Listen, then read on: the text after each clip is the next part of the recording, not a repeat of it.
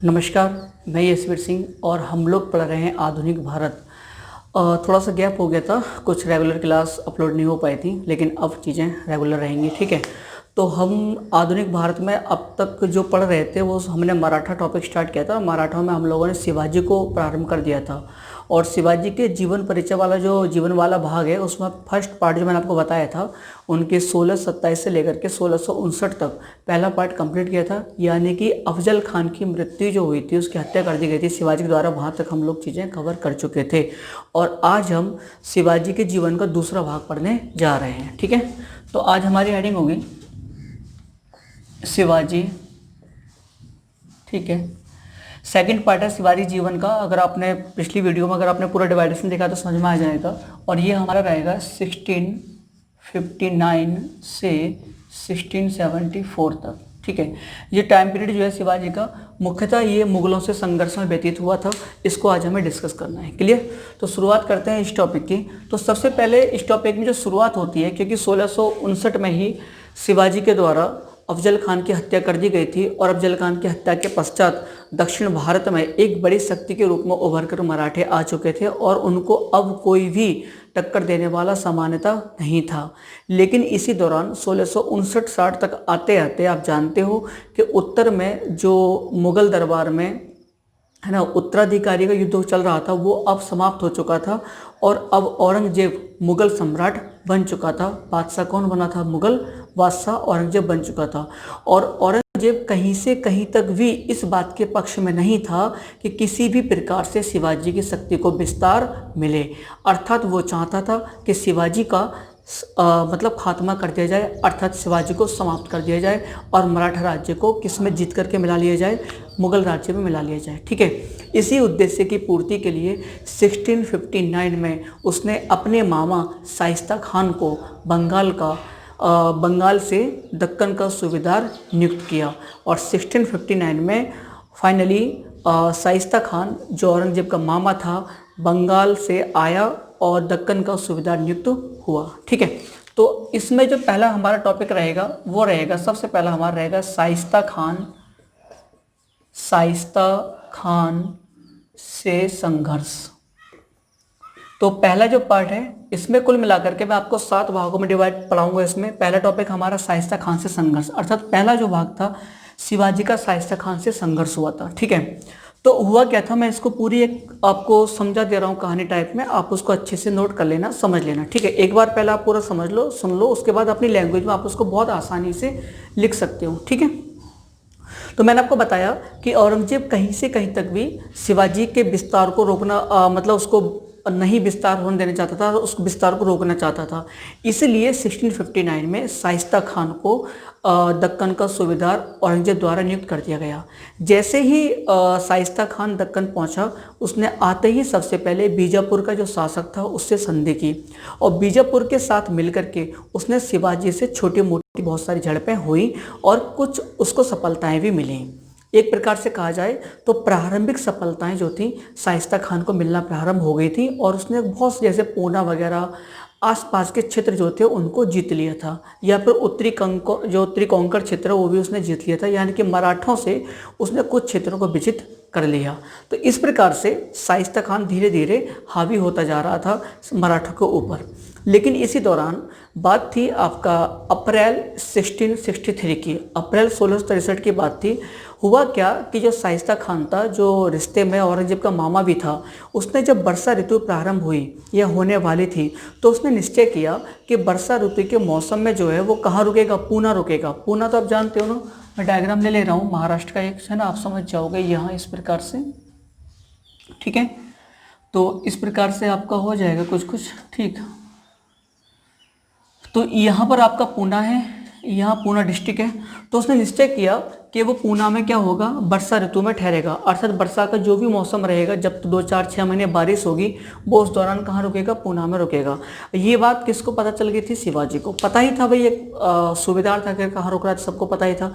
तो शिवाजी ने रणनीति बनाई कि वे किसी प्रकार से इसको शाइस्ता खान को पराजित किया जाए। तो उन्होंने क्या करा, अपने 400 सैनिक लिए और 400 सैनिकों को एक बारात का रूप दिया। शादी वाली बारात नहीं होती है, शादी की जो बारात होती है उस अपने सैनिकों को एक बारात का रूप दिया और और उस बारात के रूप में उस पूरी सेना को लेकर के आगे बढ़ गए।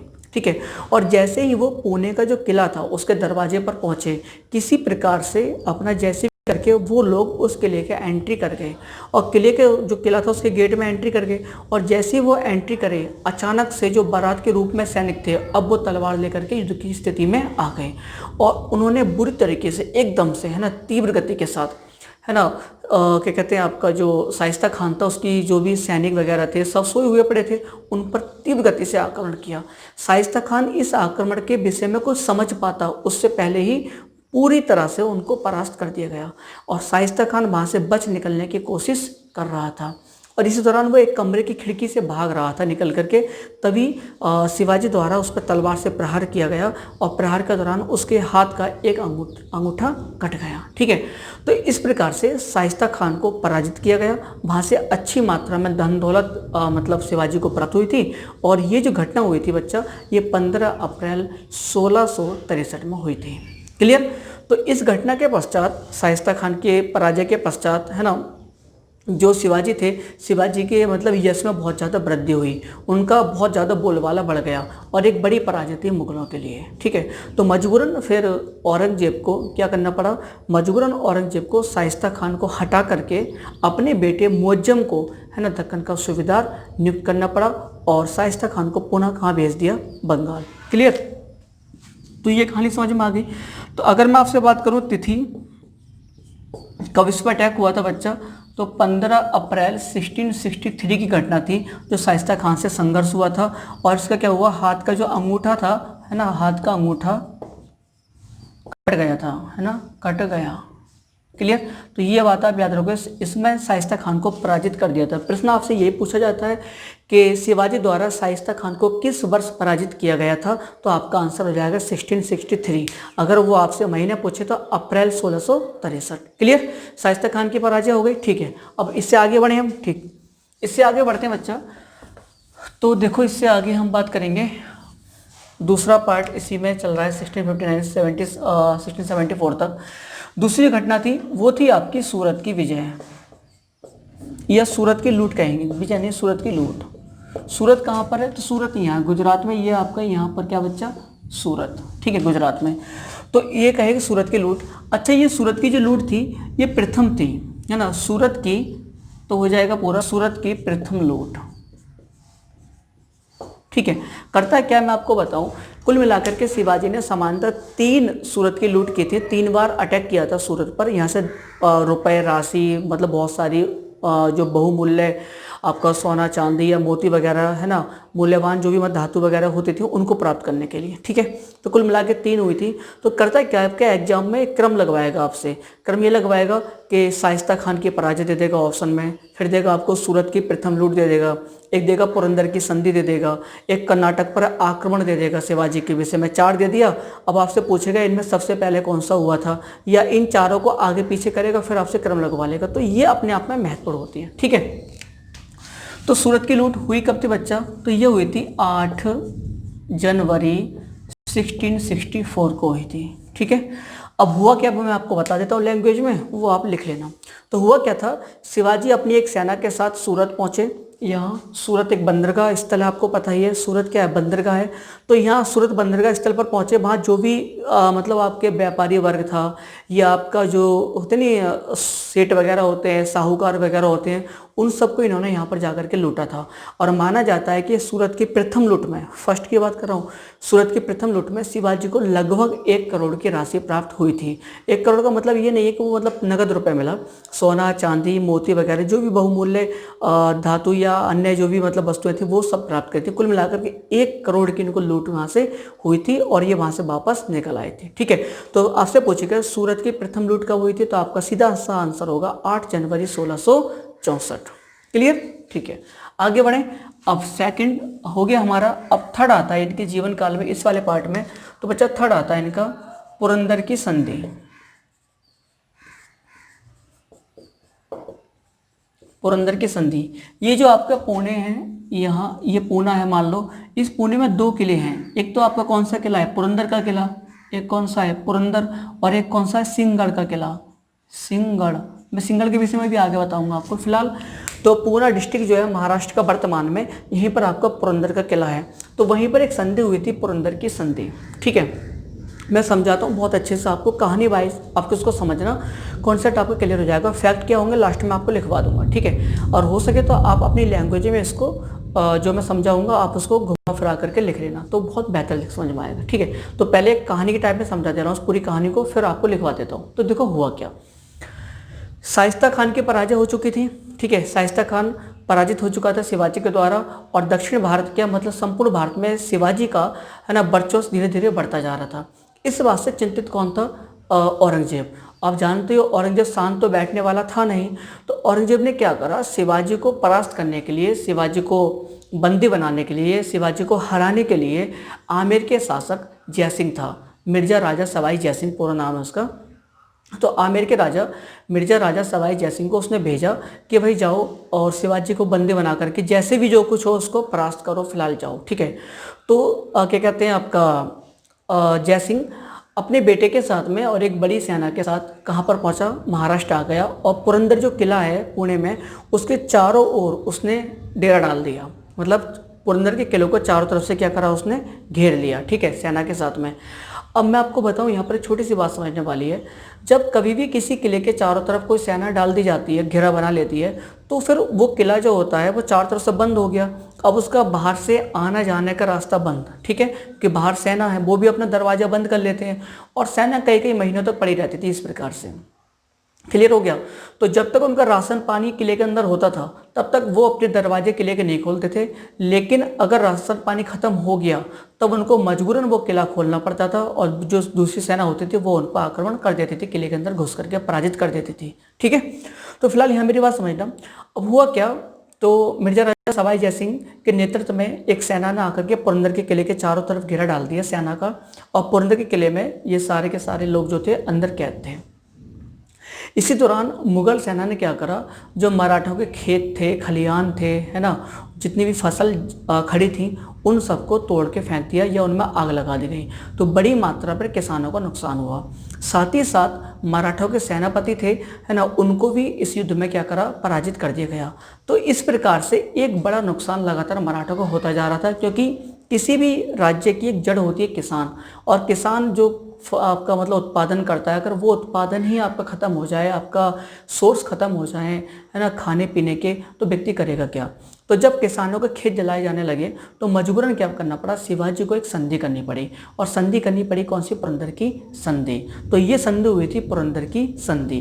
तो इस संधि को पुरंदर की संधि के नाम से जाना जाता है। ठीक है, अब आपसे पूछेगा पुरंदर की संधि हुई कब थी, तो आपका आंसर होगा 22 जून 1665 को हुई थी। ठीक है, फिर आपसे पूछेगा बच्चा किसके मध्य हुई थी, तो आपका आंसर दो होगा। एक तो जयसिंह ये कौन था? मुगल, क्योंकि मुगलों की तरफ से आया था, तो मुगल नेतृत्व करता था, मुगल सेना का नेतृत्व करता कौन था? जयसिंह। दूसरा कौन था? शिवाजी। तो इनके मध्य क्या हुई थी? पुरंदर की संधि हुई थी। क्लियर? अब मैं संधि के विषय में आपको और बातें बता रहा हूँ। अब यहाँ पर नेक्स्ट समझ में आ गई बात। अब इस पुरंदर की संधि की शर्तें क्या थी, उन शर्तों को भी हम जान लेते हैं। ठीक है, तो शर्तें समानता 3 थी। पहली शर्त ये थी कि शिवाजी के पास कुल मिलाकर के 35 किले थे। शिवाजी के पास कुल कितने किले थे? अपने 35, और 35 में से इन्होंने क्या करा, मुगलों को 23 किले देने का वादा किया। अर्थात आप लिखेंगे पहला पॉइंट में कि शिवाजी ने अपने कुल 35 किलों में से 23 किले मुगलों को सौंप दिए। क्लियर? दूसरा, शिवाजी का पुत्र कौन था? संभाजी। तो संभाजी को 5000 का मनसब दिया गया या मनसब प्रदान किया गया। ठीक है, दूसरा आप लिखेंगे शिवाजी के पुत्र संभाजी को 5000 का मनसब प्रदान किया गया। क्लियर? और तीसरी शर्त ये थी, तीसरी शर्त बच्चा ये थी कि जो आपने आपको लास्ट में बीजापुर बताया था, बीजापुर के खिलाफ शिवाजी मुगलों की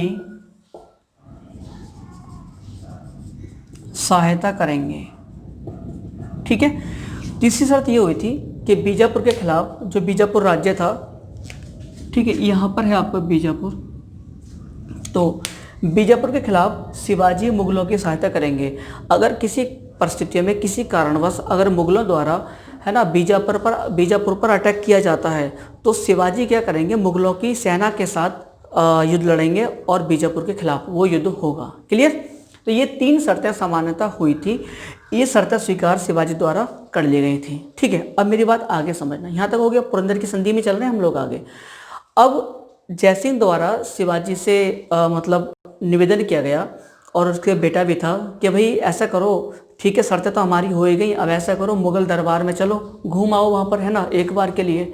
तो ये बात तय हुई शिवाजी के और जयसिंह के मध्य। तो शिवाजी ने इस बात को स्वीकार किया, ठीक है कि भाई मुगल दरबार आने को तैयार हो। मुगल दरबार यानी कि मतलब औरंगजेब के दरबार में आगरा। ठीक है, और साथ ही साथ सुरक्षा की गारंटी भी जयसिंह और उसके बेटे ने ली कि आपको कोई दिक्कत नहीं होगी, अगर आप आगरा आएंगे, मुगल दरबार आएंगे तो सारी सुरक्षा की गारंटी हमारी है। ठीक है, ठीक है, आप इसी में आगे लिख लेना, मैं आपको बताऊं आगे। तो हुआ क्या, फिर इस बात को स्वीकार करने के बाद, है ना, मई 1666 में, ये 65 की बात है, 1666 मई 1666 में फाइनली आपके शिवाजी और शिवाजी के बेटा कौन थे, संभाजी, ये दोनों जो थे मुगल दरबार आगरा पहुँचे। ठीक है, अब जब ये आगरा वहाँ पहुँच गए तो इनकी जो थी बहस हो गई, किससे, मिर्जा राजा सवाई जयसिंह से, जिसने संधि की थी।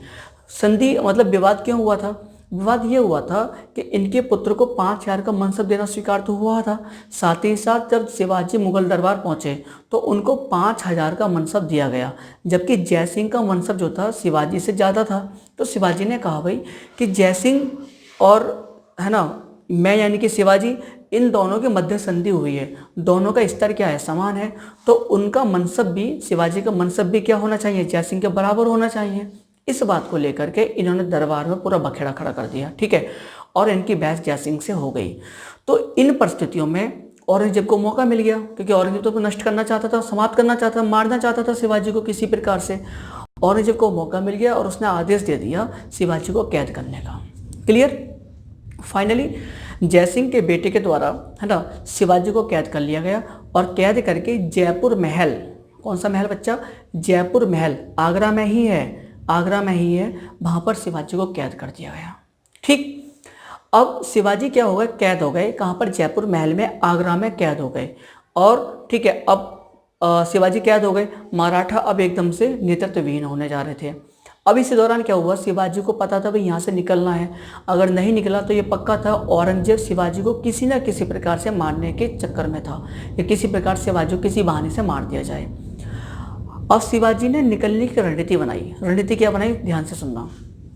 रणनीति ये बनाई शिवाजी ने, उन्होंने ये करा, उन्होंने एक बीमारी का बहाना बनाया। शिवाजी बोले भाई मेरी तबीयत खराब है, लगातार मैं बीमार रहता हूँ और मुझे मतलब जो पंडित वगैरह हैं या जो भी राजवेद वगैरह हैं उन लोगों ने ये बताया है कि अगर मैं नियमित रूप से रेगुलर अगर गरीब लोगों को, ब्राह्मणों को अगर दान करूँगा तो मेरी बीमारी क्या हो जाएगी, ठीक हो जाएगी। ठीक है, समझिए मेरी बात को। तो हुआ क्या, बहुत सारे फल बड़ी बड़ी टोकरियों में भर के आते थे, मतलब छोटी छोटी टोकरी नहीं, बहुत बड़ी बड़ी टोकरियाँ आती थी, उनमें बहुत सारे फल फूल वगैरह भर करके आते, खाने पीने की चीज़ें भर के आती थी। और उन फलों को शिवाजी अपने हाथ से छूते थे और छूने के पश्चात वो फल जो थे वहाँ से वापस चले जाते थे। यानी कि शिवाजी जेल में बंद थे और वहाँ पर बहुत सारे फल टोकरियों में आते थे। ठीक है, वो उनको छूते थे और वो फल जाकर गरीबों में बांटते जाते थे। ठीक है, और ये सिलसिला लगातार कंटिन्यू चलने लगा। तो जो पहरेदार हुआ करते थे शिवाजी के जेल में, जो पहरेदार थे, वो उन लोगों ने शुरू में तो क्या करा, उसकी जांच करी टोकरियों की कि भाई फल ही आ रहे हैं, वापस फल ही जा रहे हैं, कुछ और जा रहा है। ठीक है, लेकिन जब वो एक रेगुलरी चीज़ें होने लगी, नियमित रूप से धीरे धीरे वो चीज़ें बढ़ने लगी, तो धीरे धीरे उन पहरेदारों ने टोकरियों को चेक करना क्या कर दिया, बंद कर दिया। अब समझना दूसरी बात, शिवाजी के सौतेले भाई थे हीरोजी फर्जंद। क्या नाम था, हीरोजी फर्जंद, लिख दे रहा हूँ। शिवाजी के भाई थे हीरोजी फर्जंद, हीरोजी फर्जंद, आदना, हीरोजी फर्जंद, ये शिवाजी के सौतेले भाई थे। ठीक है, तो हुआ क्या, अब शिवाजी ने निकलने की रणनीति बनाई थी, टोकरी वाली कहानी जो थी। अब शिवाजी ने क्या करा, टोकरी में जब टोकरी आई, टोकरी में इनके भाई सौतेले भाई थे हीरोजी फर्जंद, इनको बैठाल कर बाहर से लाया गया था और जेल में क्या करा, ये एकदम शिवाजी की तरह दिखते थे, हम शकल थे एक प्रकार से हीरोजी फर्जंद किसके, शिवाजी के। तो हुआ क्या, अब हीरोजी फर्जन जो थे शिवाजी के स्थान पर जेल में लेट गए और शिवाजी जो थे वो टोकरियों में दुबक करके बैठ गए। ठीक है, और आप जानते हो जो दरबारी सैनिक वगैरह थे वो चेक करते नहीं थे, तो शिवाजी वहां से जेल से क्या हो गए बच्चा, निकल गए। इस प्रकार से शिवाजी मुगलों की कैद से क्या हो गए, आज़ाद हो गए। और वहां से निकलने के पश्चात शिवाजी कहाँ पहुंचे, सबसे पहले मथुरा के पास कहाँ पहुंचे, वो पहुंचे प्रयागराज, वर्तमान का इलाहाबाद। देन वो पहुंचे वाराणसी और फिर वहां से गोलकोंडा होते हुए अपने कहाँ पहुंच गए, वो रायगढ़ पहुंच गए। ठीक है, सितंबर 1666 में वो कहाँ पहुंच गए, अपने रायगढ़ राजधानी पहुंच गए। इस प्रकार से शिवाजी जो थे मुगलों की कैद से क्या हो गए, आज़ाद हो गए। ठीक है, तो पुरंदर की संधि बात समझ में आ गई। तो अब आप जो मैंने कहानी बनाई थी, या तो आप इसको याद रख लेना, बनाई नहीं थी सॉरी सुनाई थी तो या तो आप इसको याद रख लेना। ठीक है, अगर आप चाहो तो इसको कहानी को जो मैंने बताया था शॉर्ट रूप में आप इसको अपने नोट्स में लिख सकते हैं। ठीक है, तो पुरंदर की संधि आपसे तिथि पूछेगा, तो 22 जून को हुई थी। किसके मध्य हुई थी, शिवाजी और जयसिंह के मध्य हुई थी। शर्तें क्या थी, शिवाजी ने अपने 35 किलो में से 23 किले मुगलों को देना स्वीकार किया। शिवाजी के पुत्र संभाजी को 5000 का मनसब दिया गया और बीजापुर के खिलाफ है ना सहायता देने का वचन दिया शिवाजी ने। इन शर्तों के साथ में वो मुगल दरबार पहुंचे जहां उनको कैद कर लिया गया। बाद में किस प्रकार से आज़ाद हुई ये मैंने आपको समझा दिया। क्लियर, ठीक है। तो ये सब जो कहानी थी, अब फाइनली 1668 की बात थी, 1668 की बात थी। मुअज्जम मैंने आपको बताया था, शाइस्ता खान के स्थान पर दक्कन का सूबेदार कौन बनाया गया, मुअज्जम बनाया गया था। मुअज्जम कौन था, औरंगजेब का बेटा था। तो उससे जाकर के शिवाजी ने मुलाकात की और मुअज्जम के और शिवाजी के मध्य एक संधि हुई 1668 में कि आपसी समझौता चलता रहेगा। ठीक है, तो औरंगजेब भी शांत हो गया, बोले ठीक है चलो संधि हो रही है, मैटर सुलझ जाएगा। तो उसने क्या करा, शिवाजी को किसने, औरंगजेब ने राजा की उपाधि प्रदान की थी। 1668 की बात थी। तो फाइनली शिवाजी को एक उपाधि मिल गई राजा की, और उपाधि किसने दी थी, किसने, आपका औरंगजेब ने दी थी। ठीक है, लेकिन ये संबंध लंबे समय तक बरकरार नहीं रहे और 1670 में जाकर के एक बार पुनः मुगलों के और मराठों के यानी कि शिवाजी के मध्य संघर्ष की स्थिति उत्पन्न हो गई और एक बार पुनः फिर अब ये संघर्ष क्या हुआ, बढ़ने लगा। क्लियर। तो नेक्स्ट अब हम पढ़ेंगे आपका चौथा, पुरंदर की संधि के बाद चौथा हमारा टाइप आ जाएगा। तो अब चौथा होगा हमारा सिंहगढ़ की विजय। सिंहगढ़ की विजय, सिंहगढ़ की विजय कब हुई थी, तो 1670 में। मैंने बताया ना आपको कि 1670 तक कहानी इनके संबंध बढ़िया रहे, लेकिन उसके बाद शिवाजी ने फिर से ये आक्रमण करने शुरू कर दिए मुगलों के क्षेत्र पर। ठीक है, उसका आधार ये माना इन्होंने, जो कारण बताया था ये बताया था कि पुरंदर की संधि का उल्लंघन किया गया मुगलों के द्वारा, क्योंकि जब मैं दरबार में गया था तो मुझे वहाँ बंदी बनाया गया था। तो ये पुरंदर की संधि को इन्होंने मानने से इनकार कर दिया शिवाजी ने, और दोबारा से मुगलों के क्षेत्रों पर आक्रमण करना प्रारंभ कर दिया। तो 1670 में सिंहगढ़ का किला, बच्चा सिंहगढ़ का किला इस पुणे के पास में ही है, डिस्ट्रिक्ट म्यूजियम में आता है। तो सिंहगढ़ किला यहीं पर 1670 में सिंहगढ़ का किला मराठों ने पुनः जीत लिया। यहाँ पर थे तानाजी, इनके नाम के विषय में बताना चाहूँगा। तानाजी इस समय जब सिंहगढ़ पर आक्रमण किया गया था सेना का नेतृत्व कर रहे थे, और तानाजी क्या हुए थे इस दौरान मारे गए थे। ठीक है, लेकिन फाइनली बेशक मारे गए, लेकिन उन्होंने सिंहगढ़ के किले पर अधिकार प्राप्त करा दिया था। क्लियर। तो 1670 में ये विजय हो गई थी। नेक्स्ट अब हम आगे बढ़ेंगे।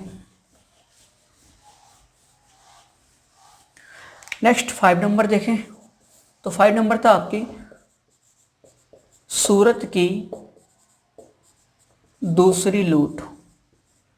ठीक है, पहली जो लूट करी थी वो 8 जनवरी को करी थी, 1664 को करी थी। अब दूसरी लूट की बात कर रहे हैं। तो दूसरी लूट का जो तिथि थी आपका, तो वो थी अक्टूबर 1660 क्या कहते हैं आपका, सॉरी 1670, 1670 में की थी। ठीक है, और यहाँ से इस बार जो इनको 66 लाख की राशि प्राप्त हुई। राशि से मतलब यहाँ पर बहुत सारी धन दौलत जो भी था वो कुल मिलाकर के 66 लाख की इनके लूट यहाँ से प्राप्त हुई थी। ठीक है, तो अब आपसे पूछेगा क्रम लगवा ले, सूरत की लूट दे देगा आपको, पुरंदर की संधि दे देगा आपको, कर्नाटक पर आक्रमण दे देगा आपको, और क्रम लगवाएगा तो आप क्रम याद रहेगा कि अक्टूबर 1670 में शिवाजी ने सूरत की दूसरी लूट की थी। मतलब यहाँ पर पहुंचे थे, फिर एक बार अपनी सेना लेकर के यहाँ पर लूट की थी। क्लियर। ठीक है, आगे बढ़े, 6 नंबर पे आए। 6 नंबर क्या था इसमें,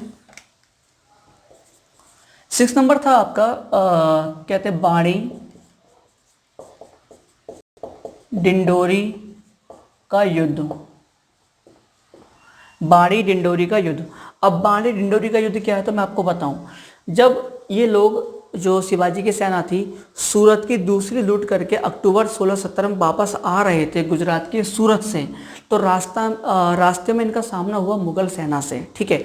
और वो जो मुगल सेना से सामना हुआ था, तो वो जो कहलाया, वो कहाँ पर हुआ था, बांडी डिंडोरी का युद्ध कहलाया, ठीक है। तो बांडी डिंडोरी का युद्ध, या आपको ये ऑप्शन में ना मिले तो आपको मिल सकता है कंचन मंचन का दर्रा। ये कहाँ पर बच्चा, ये महाराष्ट्र में ही है। कहाँ पर है आपका, महाराष्ट्र में ही है, ठीक है, ये महाराष्ट्र में ही है।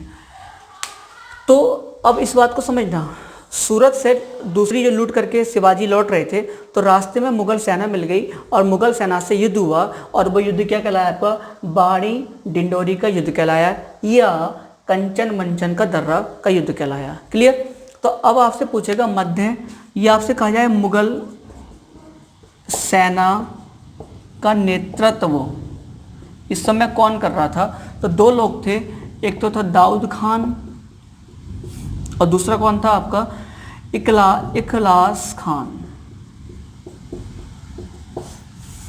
ठीक है। तो इस युद्ध में मुगल सेना के नेतृत्वकर्ता कौन थे, दाऊद खान और इखलास खान। इन दोनों को बुरी तरह से शिवाजी ने क्या कर दिया, पराजित कर दिया। तो इस प्रकार से ये युद्ध क्या हुआ था, खत्म हुआ था। तो आपसे पूछ सकता है कि भाई बांडी डिंडोरी का युद्ध किससे संबंधित है, तो आपको शिवाजी से संबंधित है। पूछे किस किस के मध्य हुआ था, तो आपको मुगलों के और मराठों के मध्य हुआ था। और पूछ ले कि मुगल सेना नेतृत्व कौन कर रहा था, तो दाऊद खान और इखलास खान कर रहे थे। क्लियर। आगे बढ़े लास्ट में, तो लास्ट में आपका ये रहता है, इसमें ये हो गया। अब 7 नंबर, इसमें 7 नंबर था आपका, तीसरा था, ये था सूरत की तीसरी लूट। शिवाजी ने क्या करा, फिर एक बार पुनः सूरत पर आक्रमण किया था, और यह आक्रमण किया था 1672 में, ठीक है। इस प्रकार से कुल मिलाकर के हमने शिवाजी के जीवन का दूसरा भाग है, उसमें हमने 7 बिंदुओं को पढ़ा। इन 7 बिंदुओं को आपने बहुत अच्छे से समझा, मैं उम्मीद करता हूँ, ठीक है।